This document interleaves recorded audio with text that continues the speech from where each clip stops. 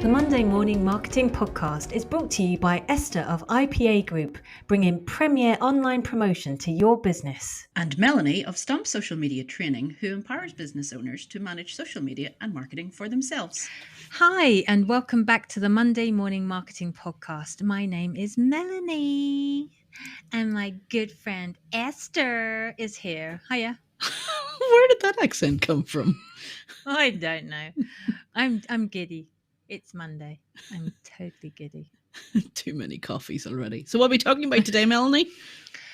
Yes, today we're talking about GSD. Get stuff done. Well, not quite actually, but it could mean get stuff done. It could mean something else as well, but it actually means goals, SWOT, and diary. Mm-hmm. Okay, so goals. Don't they just suck to sort out? They do. I mean, they so suck. Sort out. You've got people going, what are your goals for the next 5 years? Like, can I get 5 minutes first? Can I, do I have to go long term and then come back, or do I start short term and then go long? So yeah, with your goals, it's sorting out realistic steps to an action that you want to happen in the future, whether it's distant or recent future, nearest future. Okay, we'll edit that out. No, we won't. But we have to be specific about our goals. Yes, they have to be measurable. We need to be smart. Yes, smart goals. Specific, measurable, attainable, achievable. Same thing. Achievable. It's the same thing. I can't remember. I know the T is timely. Okay, right. So it's SMAT. Answers on a postcard for what the R stands for in SMART goals. But yes, we need to figure it out. There's no point in saying work more. How much more? Earn more money. How much more money? Be specific in what your targets are, what your goals are, what you want to achieve. And they'll be easier. Then you'll see that you've actually achieved them. Okay, so that's the first bit of the GSD, your goals. Now your SWOT. Your SWOT now? Now, I know this may sound awfully dated, okay? And I suppose it is to a large extent. I mean, the majority of the people that I work with, when I say, when was the last time you did a SWOT? Look, oh God, must have been school the last time I did a SWOT. Because a lot of business owners do PESTLEs before they do SWOTs. Yes. Okay. And I totally get that. I think that's perfectly reasonable. Okay, but you're talking in code here now, Melanie. So sorry. Explain, what are PESTLes? See, when I understand what PESTLes is now. Yeah. Okay, so for business owners, a PESTLE analysis, or sometimes referred to as a PEST, just depends on what you're looking up. It sounds like a pest to me. So that's political, economic, sociological, technological, and then a lot of people just stop there. But then you can also add on, which I think is more relevant, actually more in the last maybe decade, legal and environmental. Mm-hmm. Okay, so that's a very, very standard thing. Actually, part of a business plan for a lot of people is the PESTLE, which makes a lot of sense. It does. But the SWOT, which, as I'm sure our listeners remember, stands for strength, weakness, opportunity, and threat. Yeah. And there's two ways to do that. You can do a personal SWOT and then a business SWOT. So you could have a number of staff. You could have a number of locations. So you can do SWOTs for each one. When I first started, I did 2 SWOTs. Big SWOT, you. So I did a personal SWOT that helped me sort of ring my strengths, my weaknesses, and the opportunities that I could fulfill as Melanie. And then any threats, like, I didn't have a particular knowledge in a particular field, but I would know how to run a business. Or so when I was doing a a SWOT for my business, then I would have good contacts. I found good networks to work in. Do you know what I mean? Yeah. So there was Yeah. slightly different areas I could do a SWOT, and I would encourage everybody who's a startup or an early business to do 2 SWOTs, one personal and one business. Yeah. We did a SWOT the other day for the podcast. Yeah. You We know? did, actually. And it was hilarious how many strengths we found, because normally that's one of the things that you struggle with. But I think that's what I was going to point out, actually, that because we were doing it together, I was pointing out your strengths and you were pointing out my strengths. So when you're doing a SWOT analysis for your company or even for yourself, ask somebody who knows you really well, because we can be so Debbie Downers on ourselves that we don't see where our main strengths lie. And other people might have spotted it before you do. So do get other people involved in this. I think it's something that you should do on a regular basis. I'm not saying every month, but at least I would encourage you to do a SWOT so. every 6 months. Every 6 months. And the reason why I encourage you to do a SWOT every 6 months is there's the accountability. Mm-hmm. Because, the opportunities, if they're still there 6 months from now, you haven't done them. Yeah. Well, that's true. That's true.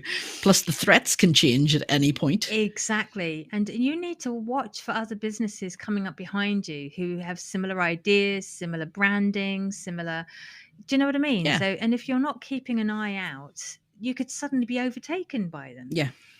So, I actually diary my SWOT so that it automatically shows up every 6 months. That's what you have to do. That's a very sensible way of doing it, because otherwise we'll go, sure, I only just did that last month, and then you realize it's 3 years later and you still haven't done what it. time warp are you in?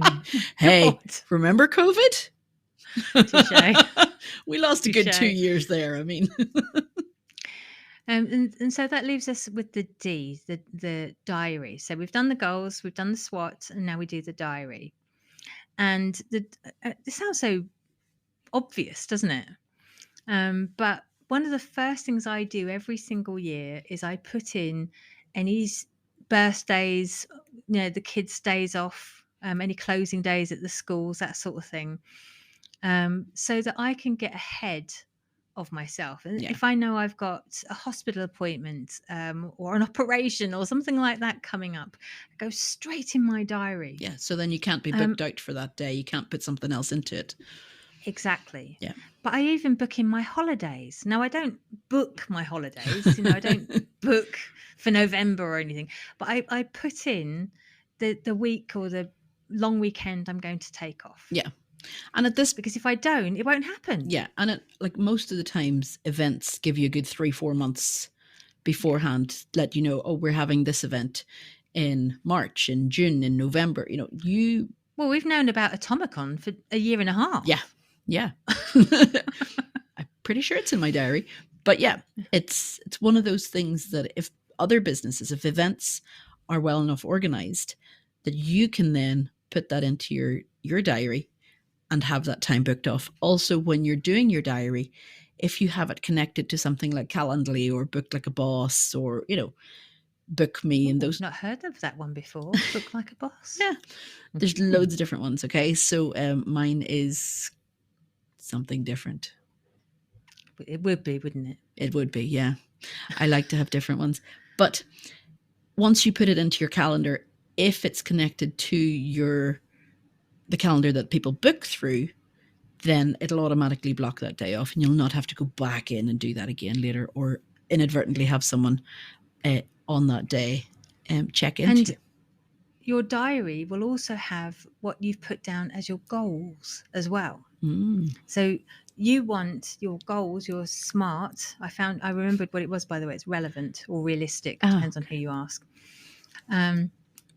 So if you're going to have measurable goals, then you want your website copy done by a certain date in order to speak to the website developer. Yeah. So that can go in your diary. Yeah. Obviously, it'll be short term, whereas all the other stuff we've been discussing is long term. Mm-hmm. But, the more you can get in your diary, the more accountability there is. Yeah. Yeah. And something that we've talked about before on the show is that booking a slot or a time that you can blog or a time, Melanie and I section off a time to podcast every week so that nobody else can book into that slot is very Agreed. important. And the notifications are a great help. And don't forget to diary at least once a week, at least an hour once a week, just to devote to business development, to look at your analytics, to hone, what you need to be getting done that week to push yourself forward. Have you got a marketing budget set aside? So all these sort of things need to be as part of your diary. Yeah. Some of it will be weekly, some of it will be monthly, and some of it may be quarterly or even annual. But if it's there, if it's in your diary, then it's more likely to get done. Honestly, yes. Especially the busier you get. Yeah. So now is the time. It's the start of the year. It's start of a month. Whenever you're listening to us, now is the time to get it done. Yep. Get stuff done. Yep. GSD. Goals, SWOT, diary. That's it for today, guys. We're back next week with more Monday Morning Marketing. And until then, bye-bye. Bye.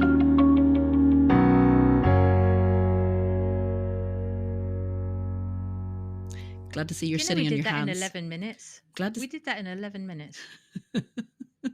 That's unheard of. Well, you've just extended it now.